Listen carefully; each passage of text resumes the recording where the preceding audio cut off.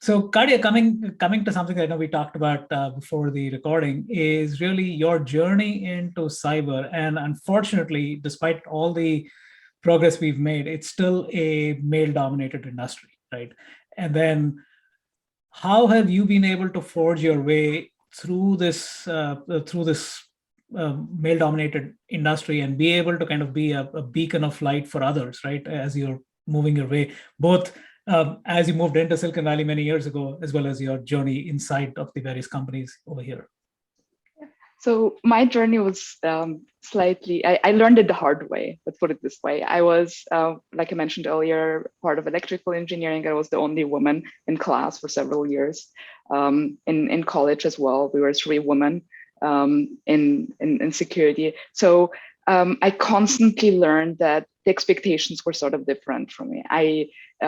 Not in every scenario, of course, but I obviously felt that I was different. So I always learned to sort of, at the beginning, I tried to fit in more. Like, for instance, I tried to make sure that I don't necessarily talk about more of my feminine interests, like stereotypical feminines, because that would consider you're not a great engineer. Because if you're suddenly want to, I don't know, if you look at certain aspects in life that may not considered nerdy enough or engineering enough. So back then I wouldn't talk about them, and I would focus just only on work and protect basically my bubble myself from any feedback that potentially could hurt based on my gender or interest. So I learned over time that the most important thing is that you find a community. For me, every time I find a community, you find someone that I can actually share my thoughts or my vulnerabilities with, it made me stronger, because I realized it's not just me, it's a common problem. So when you find a community, it's also easier to talk about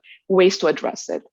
Like, for instance, at my current job, we have employee resource groups where we have a focus group on gender minorities or individuals with different set of interests in tech. And we constantly talk about ways to improve it. So first of all, make sure that you listen to yourself. Do not give up your personalities, because your personality does not define whether you're good at your job or not. Your interest does not define it. And then try to find a community. That helped me a ton, to be honest. And be vocal. Do not accept gaps in our industry. Great perspective, Keziah. Your thoughts. You're muted. Whoops. Yeah, it's support groups, I'd say. Like, agree with Katia. It's very important and like very helpful at being underrepresented in tech. I think it can be difficult to explain kind of the like many layers, many paper cuts that like might be hard from like surface level. You're just like, oh, it seems like it's not that bad, right? It's only like a few things, right? But like, yeah, when you're underrepresented in tech, like kind of the like bias you face can be like very little, but over like a really long amount of time, it can add up. And I found support groups really helpful there because if you're just by yourself and you're facing something that could potentially be biased, you can't really tell if you're like reading into it too much or that's actually what's happening. And it's really easy to kind of go through a spiral of like, oh, am I just being too sensitive? Like, oh, like that's not actually what they meant.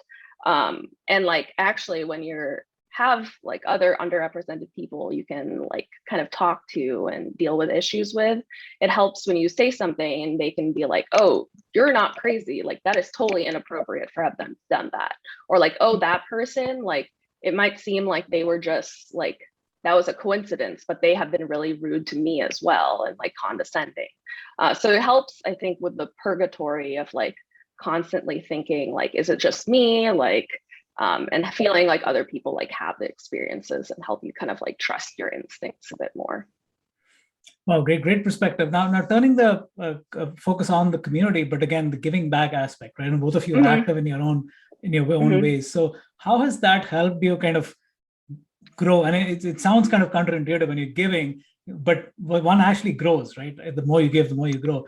So, Keziah, I mean, let's start with you and talk about like how the community has helped you grow. Yeah, I think just a lot of growing isn't necessarily in like very official senses. like just being around people who like know a lot of things and like can give you advice. They just sort of the exposure, you just sort of like learn through that, and that's really helpful.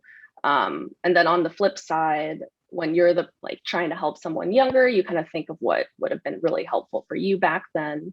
And I think, as they always say, some like teaching someone something actually helps like solidify it so much more in your mind, which is why I think that like it's like very important for people in tech in general to like make sure to focus both on like mentoring and mentorship. Just because you're like a senior engineer, it's not necessarily like helpful or effective for you to just like spend all your time doing like, this is my senior project. Because if you're actually uplifting younger people, you're actually learning a lot. And then also sort of like lifting a hand down to help, like just like someone did to you. Like I came in not knowing a lot of things. People helped teach me things. So I kind of want to pass that down, give people the same opportunity I had. Kadia, your thoughts?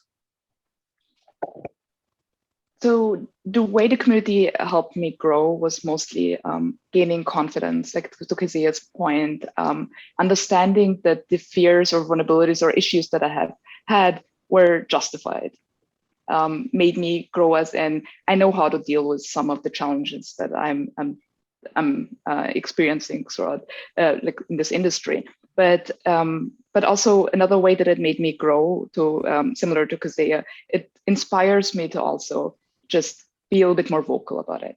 So for instance, when I see junior engineers or individuals who are interested in getting into security or tech, and back in the day, I would have probably not be as, I wouldn't have focused on outreach as much, but now that I know that outreach has helped me, it helped me grow to actually be able to outreach and be comfortable with it, knowing that it will actually have long-term impact.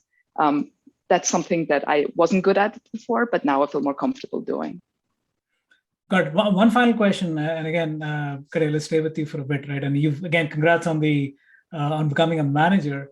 So the question is, again, it's not very well articulated when, again, we talked about the tech side of things, but on the career path side of things, right? Which is how did you come to the conclusion that, hey, management is where you wanted to go and you wanted to actually help build a team? And conversely, if somebody who's not interested in management, again, what have you seen in terms of growth for them as they go up as an individual contributor?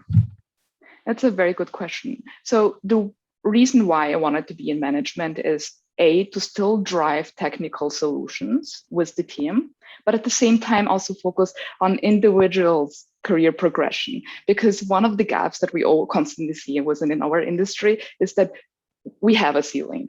We do sometimes, I think, stop good talent from getting to the next step because emotional intelligence is not always a big topic in our industry. So seeing this gap, and given also that I've been in different communities and seeing how much help I needed and how much it helped me, I wanted to be a part of my job plus my passion. So combining tech, but also with emotional intelligence and supporting all of the individual talents that we have and deserve to get to the next level.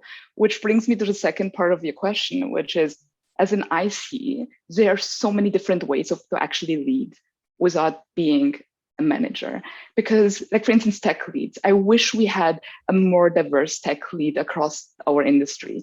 You unfortunately always see the same set of people, all great individuals, don't get me wrong, but allowing or enabling ICs to get more into leadership position, like for instance, Keziah, who's constantly educating junior, even senior engineers and staff engineers, because she's a great educator. She's has a good way of articulating her thoughts, not just in PRs, but also in meetings. And that's exactly what the tech industry needs. Not just good managers, but also good tech leaders who have a diverse background with different thoughts. Keziah, take us home. Same question to you.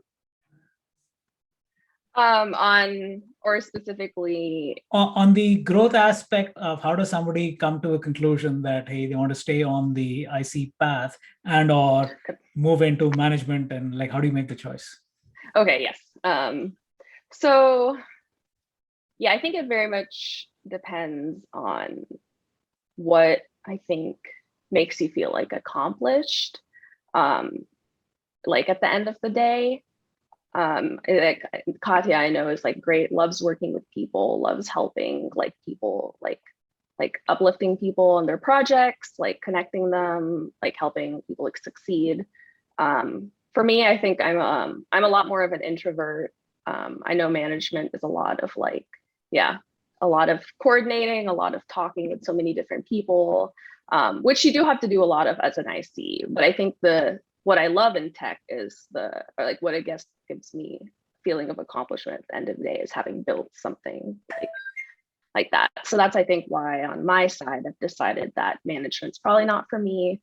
Like, of course, like as Kadia said, you don't get to like pretend and avoid all the alignment or like building work just because you're an IC. Like the higher you are in an IC, the more you have to coordinate and work with people. But I think at the end of the day, the accomplishment for managers is like building a really amazing team and helping people, like enable people to really succeed. Whereas a tech IC, the focus, while you're still doing the same amount of like coordinating, working with people, the focus is like something you actually built.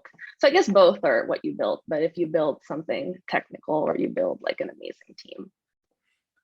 Great. Again, thanks for the time and thanks for sharing your journey, and hopefully others can benefit from this as well. Again, thanks, Kadia and Keziah. Yeah. Thank you so much for hosting us. Thank you. Yeah, it's such a great cause. Thank you. All right. Yeah.